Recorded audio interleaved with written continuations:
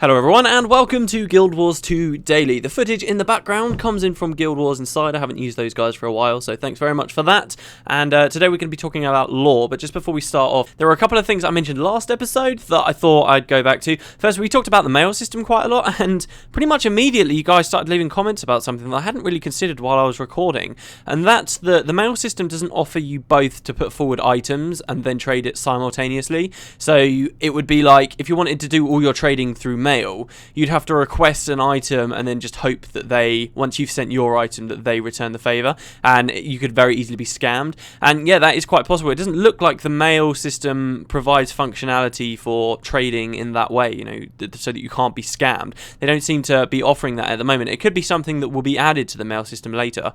Or it could simply be that you're supposed to use the trading post for all of that stuff. That's how that's going to be going down. It looks like you can use the trading post wherever you are in the world, so maybe that's how they're getting around that. But even still, with that as well, considering that there's no way to trade properly like that through mail, I say there's even more reason to have traditional trading in there somewhere. But we'll see. It is something to consider, though. And the other thing that I mentioned last video was the cost for skills, and I said if it ends up that you can buy all your skills just from the points you gain from leveling up, that I wouldn't like it. A lot of you guys commented and said, oh hey, yeah, no, don't worry, look, it costs 20 skill points for an elite skill, it costs loads of these, so there's no way that you're going to be able to earn everything just through leveling up. But I am aware that the prices at the moment, you can add them up in your head and you can look at it and you can say, oh right, well this is obviously not going to be the case. But don't forget obviously that the more skills they add, they might not know how many skills they want just yet, and the more skills they add, by the time those are actually in the game, they're going to obviously rebalance how much things cost according to what their actual vision for the system is. So I don't really think we can look at the numbers so set in stone right now. It's still very possible that they could want to do that. They could want you to be able to obtain everything through leveling up. And the perk of doing the skill challenges is simply that you get more skills and more variety early, rather than if you just did it through leveling up, in which case you'd have to wait till level 80. They could have that vision for it, which is kind of why I mentioned that. But yeah, so let's get started on today's questions. The first one comes in from Renava Bloodrose, who says, how do you feel about the elimination of a lot of lore-relevant classes, like the Monk and Dervish? Monks, Dervishes and Ritualists played a fairly significant role in the lore of Guild Wars through characters such as Brother Menlo, Master Togo and Meloni. Why do you think these classes were eliminated and not reincarnated into Guild Wars 2? Obviously, Monks and the healing aspects of Ritualists didn't make the cut because of the removal of direct healing, but what of the Dervish? Well, I think there were several reasons why they were cut. ArenaNet really wanted to go with a fresh slate come Guild Wars 2, and a part of that is obviously redesigning and rebalancing a lot of the professions. One thing to bear in mind with Guild Wars 1 was they kind of had 6 pretty decent core professions added with the first campaign, and then when the later campaigns came out and they added more professions, they weren't always very well balanced, and in fact a lot of people point to the new professions coming into the game that ruined a lot of really, really fun PvP at the time, and it took ArenaNet a very long time to get things into a reasonably balanced state. And still to this day, you can look at those new classes. You can look at all of the big updates really that ArenaNet have done for the professions lately, and a lot of them have been focusing on the new ones, and even the Paragon at the moment is still in a dramatically underpowered state. So I think when they looked at Guild Wars 2, they thought, right, well, we're just going to go completely fresh. We will take some of our favourite ones, some of the fans' favourites professions, and leave them there, but generally we want to go for something all new. Even though some professions have still got the same name, like the Mesmer, they're dramatically different in gameplay, and you could theoretically have got away with calling them different professions. It's just that they only did that in a couple of instances, so that's why I think that they were changed in a mechanical standpoint. But from the lore, don't misunderstand them. It's not like they've said that these things never existed. They've not retconned it and said, ritualists don't exist full stop. They've not said there were never ritualists in Tyria. They're just not mentioning them at the moment. I remember when it was announced that there would be no healing, and that pretty much confirmed that there wasn't going to be a monk profession, that a lot of people were asking in a lot of interviews for quite a while, what's the lore here between the monks? How have they kind of evolved into the Guardian when that was announced? And there was a little bit of information that's been released over time on that. Nothing substantial. The idea is just that as the human gods kind of stepped away, the races of Tyria began to change the way they studied the art of smiting prayers and healing and so forth, and it just slowly evolved into a different profession. There's not some really compelling lore that tells this perfect story about some big moment where all monks monks were exiled from Tyria or anything like that, or the same with Ritualists. It just doesn't happen. And in fact, they haven't ruled out the possibility that when we get into Guild Wars 1, we might meet an NPC at some point who says, I'm one of the last people in the world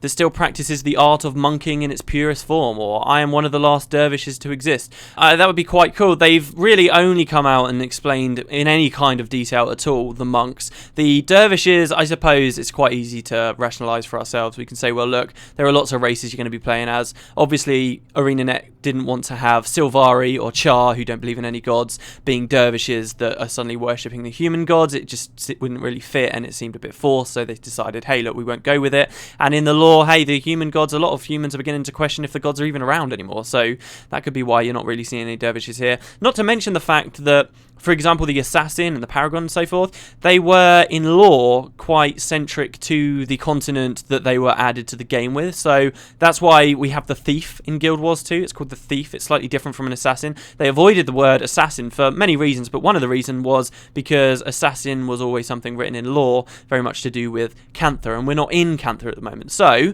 when we do eventually go back to these places, even though they won't be playable professions, hey, maybe we will see some NPCs wandering around calling themselves assassins and ritualists and so forth. And I do maintain that they won't be playable professions. A lot of people are still asking, hey, will we be able to get new professions when expansions finally come around? And the answer to that, I'm almost 100% sure, is going to be no.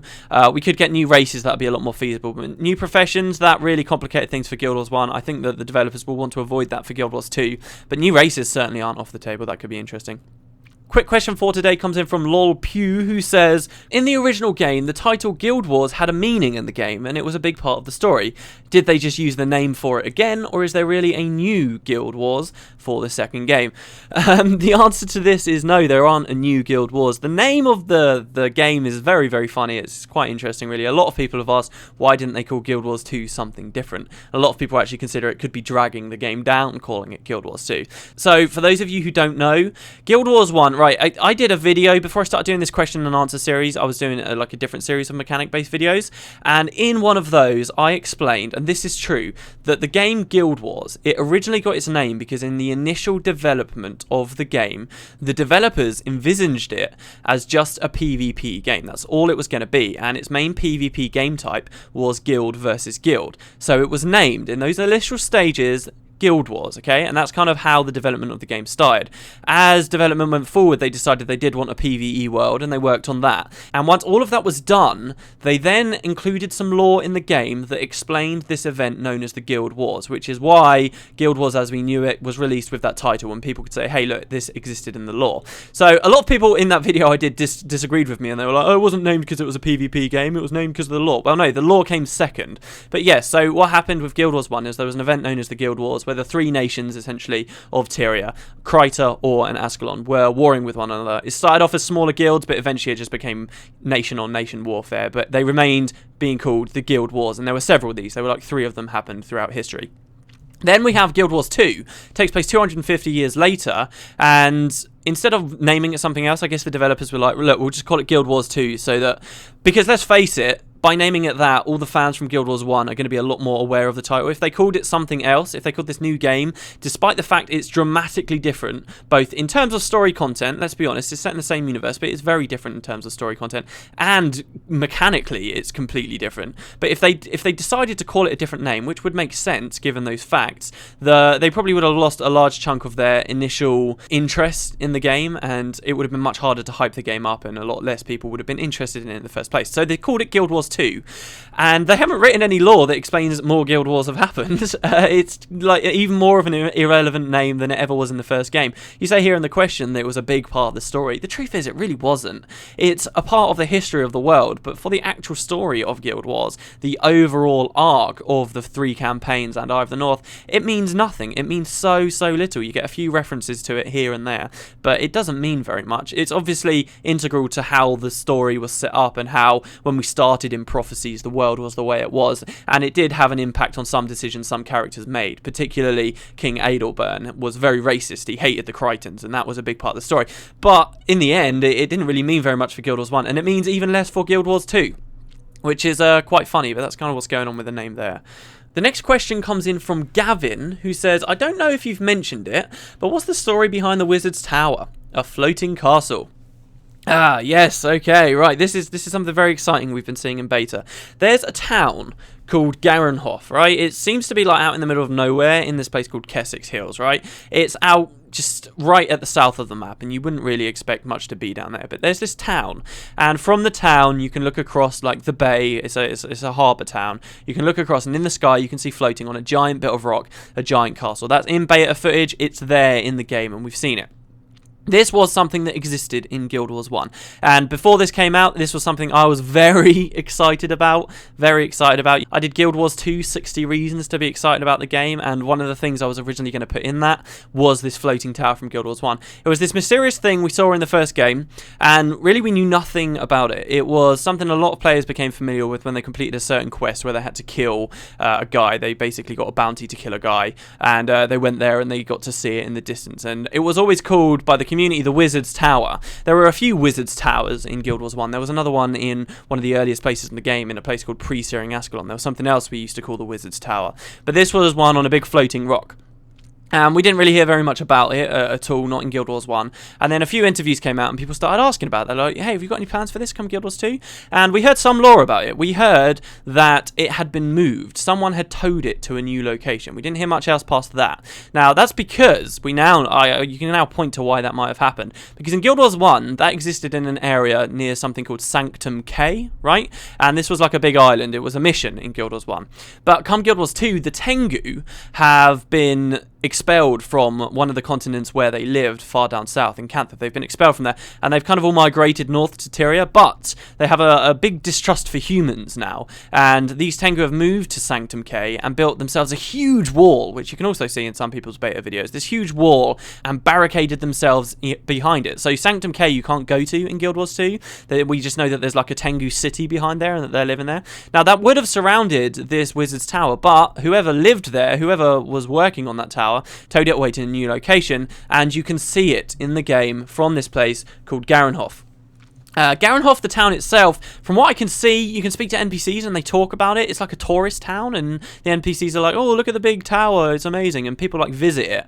But the other weird thing going on about the town is there's like loads of elementals that usually are like mindless beasts that attack people, but they're being friendly to the people in that town, and they're doing all their chores for them and stuff. And I get the impression that whoever lives in that tower is doing something to do with those golems. So it looks to me, if there was ever going to be an example of something ArenaNet put in the game, I don't think it will be available on release. I don't think it's going to be anything we'll be able to do there.